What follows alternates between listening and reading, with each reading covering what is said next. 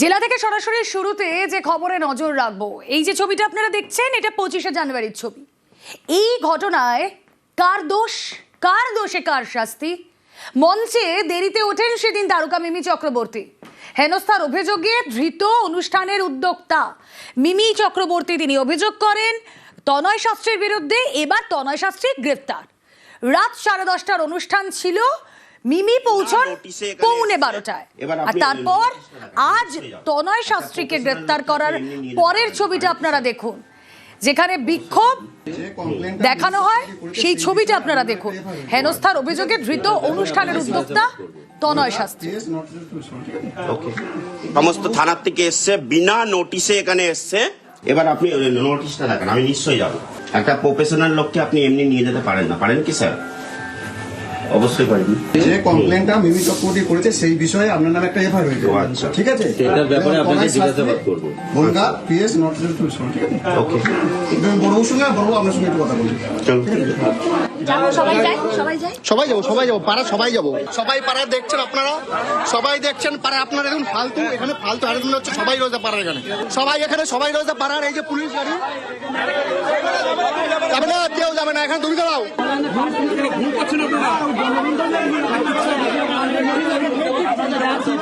পারবেন না ঠেকাতে, আপনি পারবেন না ঠেকাতে, পারবেন না ঠেকাতে।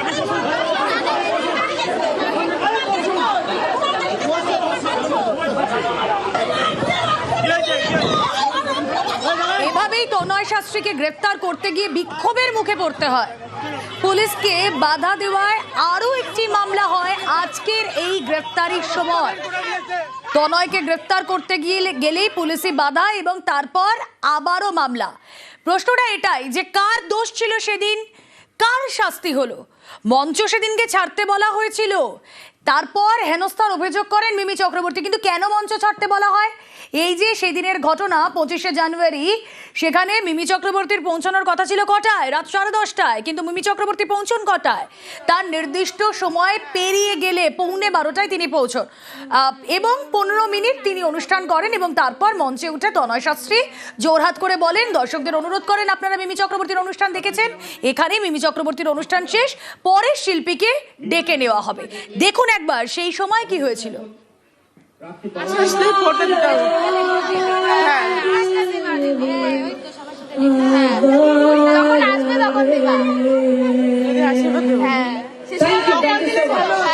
ওই যে ওইদিকে সবাই যেমন দেখছিল, আপনারা মিমি চক্রবর্তীকে দেখলেন। অবশ্যই এখন রাত্রি 12টা বেজে গেছে, এখন মিমি চক্রবর্তী প্রোগ্রাম এখানেই শেষ। ওকে, সবাই খুশি তো? হ্যাঁ, প্রোগ্রাম হবে, আর্টিস্ট আছে। ওকে, একই না নারায়ণ বললে। Thank you so much.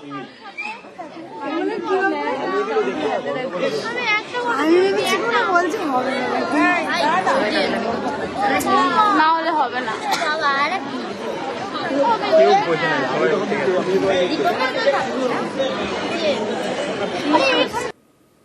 ক্যারিয়ারে এটা প্রথমবার হলো। এই উদ্ধত্ত আমি কোনোদিন কোনো অর্গানাইজারের থ্রু থেকে দেখিনি।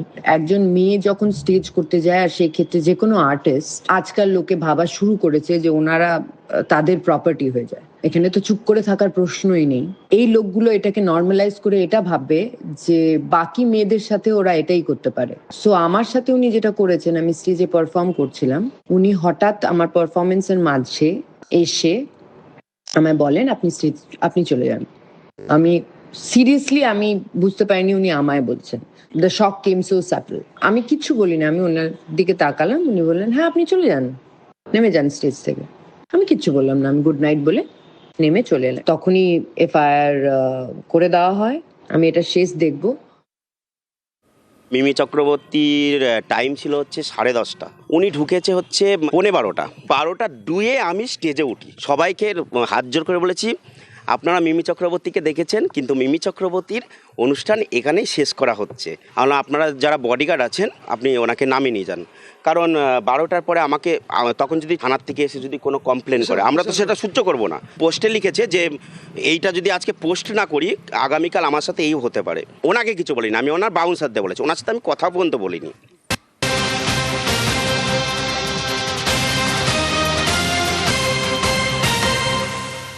সরাসরি চলে যাব, অনিরুদ্ধ প্রতিনিধি রয়েছেন সঙ্গে। অনিরুদ্ধ, আমি জানতে চাই যে এই তনয় শাস্ত্রীকে যে গ্রেফতার করা হলো তার বিরুদ্ধে এক্স্যাক্টলি কি কি অভিযোগ আনা হয়েছে?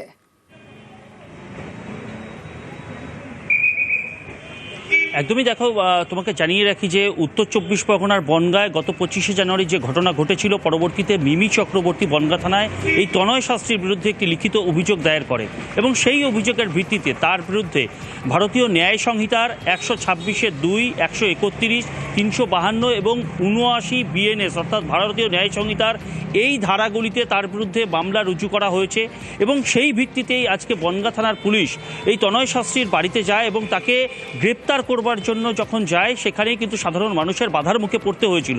অন্যদিকে তনয় শাস্ত্রীকে গ্রেপ্তার করার পরে তার আইনজীবী ইতিমধ্যেই জানিয়েছেন যে ধারাগুলিকে তনয় শাস্ত্রীর বিরুদ্ধে দেওয়া হয়েছে সবগুলোই বেলেবেল অর্থাৎ জামিনযোগ্য ধারা এবং সেই কারণে কেন তার মক্কেলকে নোটিশ না করে এরকমভাবে গ্রেপ্তার করা হলো তা নিয়ে কিন্তু প্রশ্ন তুলেছেন আইনজীবী। অন্যদিকে পুলিশের তরফ থেকে এই যে বাধার মুখে পড়া হয়েছিল সেই কারণে পুলিশি কাজে বাধা এবং পুলিশকে হেনস্থার অভিযোগ ইতিমধ্যে পুলিশের তরফ থেকে স্বপ্রণোদিতভাবে মামলা করা হচ্ছে, তেমনই কিন্তু পুলিশ সূত্রে খবর রয়েছে। অন্যদিকে তনয় শাস্ত্রীর স্থানীয় যে সমস্ত বাসিন্দারা রয়েছে তারা কিন্তু এখনও জানাচ্ছেন যে মিমি চক্রবর্তী যে সময়ে আসার কথা ছিল, টাকার বিনিময়ে মিমি চক্রবর্তী এসেছিলেন, যে সময় আসার কথা ছিল সেই সময়ে আসেননি এবং পরবর্তীতে তিনি 1 ঘন্টা 15 মিনিট লেট করে আসেন সভাস্থলে, তার অনুষ্ঠান স্থলে এবং তারপরে মিমি চক্রবর্তী যে অভিযোগ করেছেন সেই অভিযোগ সম্পর্কে সাধারণ মানুষ কিন্তু জানাচ্ছেন যে পুরোপুরি মিথ্যা অভিযোগ করা হচ্ছে এবং তনয় শাস্ত্রীকে গ্রেপ্তার নিয়ে তারা কিন্তু রীতিমতন সরব হয়েছে। রুমেলা,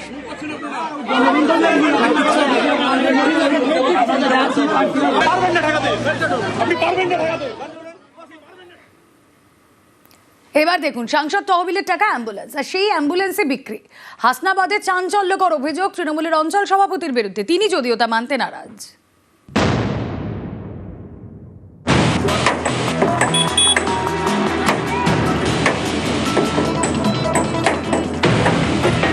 ছেনি হাতুড়ি দিয়ে খুলে নেওয়া হচ্ছে অ্যাম্বুলেন্সের যন্ত্রপাতি, তারপর এসব বিক্রি করে দেওয়ার অভিযোগ। সাংসদ তহবিলের টাকায় কেনা অ্যাম্বুলেন্সের কাঠামো বিক্রি করে দেওয়ার অভিযোগ। চাঞ্চল্যকর অভিযোগ উত্তর 24 পরগনার হাসনাবাদে।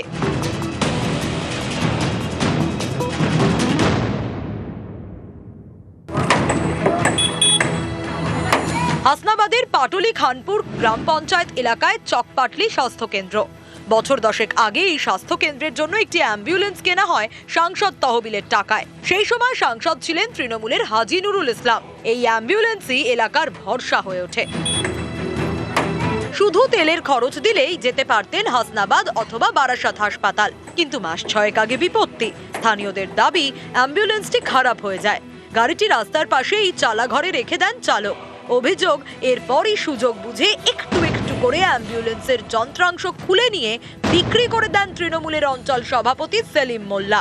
অভিযোগ, বিক্রি করে দেওয়া হয়েছে গাড়ির কাঠামো। উত্তর 24 পরগনার জেলা শাসকের কাছে লিখিত অভিযোগ জানিয়েছেন স্থানীয়রা। তারা চান নতুন অ্যাম্বুলেন্স।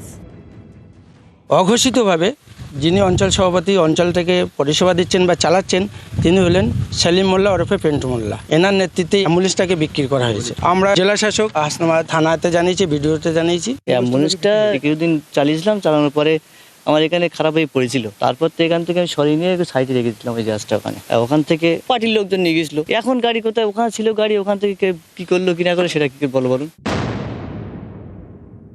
আমার বেড়ে ওঠা অনেকের সহ্য হচ্ছে না, অনেকে ঈর্ষান্বিত হয়ে আমার বিরুদ্ধে চক্রান্ত করছে। এই ব্যাপারে আমি কিছুই জানি না। 10-12 বছরের মধ্যে আমি ওই অ্যাম্বুলেন্স চোখেই দেখিনি। নিউজ 18 বাংলা। নদিয়ার কৃষ্ণনগর জেলা হাসপাতালে ব্যাপক উত্তেজনা, কিন্তু উত্তেজনা কি নিয়ে? বুধবার হাসপাতালে ভর্তি হন নবদ্বীপের এই তরুণী। পরিবারের দাবি অন্তঃসত্ত্বা ওই তরুণী প্রসবও করেন, কিন্তু সদ্যজাতকে তাদের দেখানোই হয়নি। শিশু চুরির অভিযোগ উঠেছে। বৃহস্পতিবার হাসপাতালে বিক্ষোভ দেখায় পরিবার, থানায় অভিযোগও জানানো হয়। হাসপাতালের দাবি কি বলুন তো? তরুণী নাকি গর্ভবতীই ছিলেন না।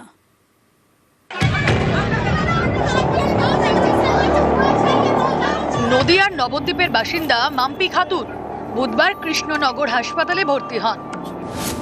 তার দাবি, কৃষ্ণনগর হাসপাতালে তার চেকআপ চলছিল, বুধবার ওটিতে নিয়ে যাওয়া হয়। তিনি বাচ্চার জন্ম দেন বলেও দাবি। শিশুর কান্নাও নাকি শুনতে পান, কিন্তু সদ্যজাতকে তার কাছে দেওয়া হয়নি বলে অভিযোগ। মাম্পি খাতুনের দাবি, ডাক্তাররা তাঁকে বলেন গর্ভে নাকি বাচ্চাই ছিল না।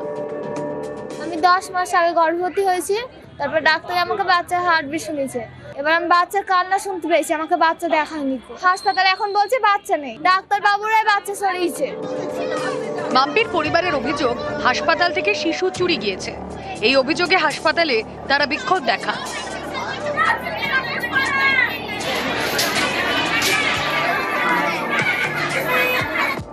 কৃষ্ণনগর থানায় লিখিত অভিযোগ করে। আমার মেয়ে প্রেগনেন্ট ছিল, ওনাকে সিজারের জন্য নিয়ে যাওয়া হয়। ওই যে মেশিন দিয়ে চেক করানো হয়েছে, হার্টবিটটা দেখা হয়েছে, বাচ্চার 2 কিলো 800 গ্রাম ওজন, সেটাও দেখানো হয়েছে।